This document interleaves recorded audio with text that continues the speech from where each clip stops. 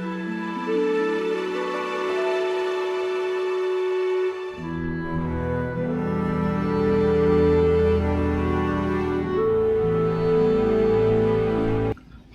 I am John and welcome to my channel, Laowai in China. On this channel, my aim is to inform people that have never visited China what life here is really like, and not as it is often portrayed in Western media.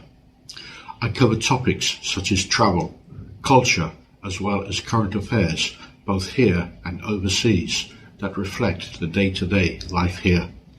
Today's video is called "Why Isn't This View of Taiwan Being Reported in the Western Media?" I hope you like this video, so sit back and enjoy. While the recent visit to the USA by Tsai Ing-wen, the leader of the independence movement on the island of Taiwan, received lots of media attention, particularly in the USA and UK, her transit trip was nothing more than an opportunity for people such as Kevin McCarthy to add more fuel on the flames of the apparent attempts by the leaders of his country to further alienate China and create division. A delegation from the Kuomintang party, led by 73-year-old Ma Ying-jeou, the party's former chairman, was on a 12-day visit to the Chinese mainland. One of the purposes of the trip was so that Ma could pay tribute to his ancestors in his first visit to the Chinese mainland for 36 years. During his time working for the Kuomintang party, Ma was involved in cross-straits affairs, and one of the critical messages from his visit was to ensure dialogue and communication between the two sides along the Taiwan Straits were about peace and stability. Peace and stability between the People's Republic of China and the island of Taiwan. The majority of the people of Taiwan are not looking for conflict. There are already such strong trade deals across the straits, but this is not reported in the Western press. Only the voice of the minority faction that have fallen under the guidance of the USA. In both mainland China and on the island of Taiwan, the visit of Ma was a major achievement.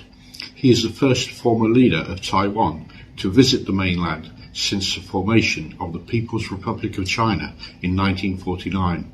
The visit is also highlighted by 3 key words. The first keyword is tracing roots. The second is exchange. And the third keyword is peace. On the topic of tracing his roots, Ma visited the grave of his grandfather in Xiangtan, Hunan province, to honor his ancestors.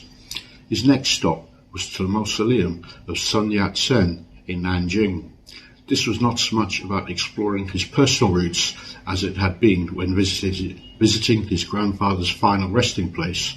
The visit to Nanjing was to pay tribute to the martyrs of the War of Resistance against Japanese aggression, as this period of Chinese history is known in China. Ma wrote an inscription of peace, endeavor, and of revitalizing China during his visit to Sun's mausoleum. Ma also left a message for Taiwan's younger generation to gain a deeper understanding of the life of Sun Yat-sen, as well as the ties across the straits. The young of Taiwan were urged to trace their Chinese roots, and the younger generations of both sides were further urged to work hard to rejuvenate China. On the topic of exchange, the delegation from Taiwan included 30 college students. They corresponded with counterparts from some of mainland China's leading universities, and one of the messages was for these students to understand the needs of each other.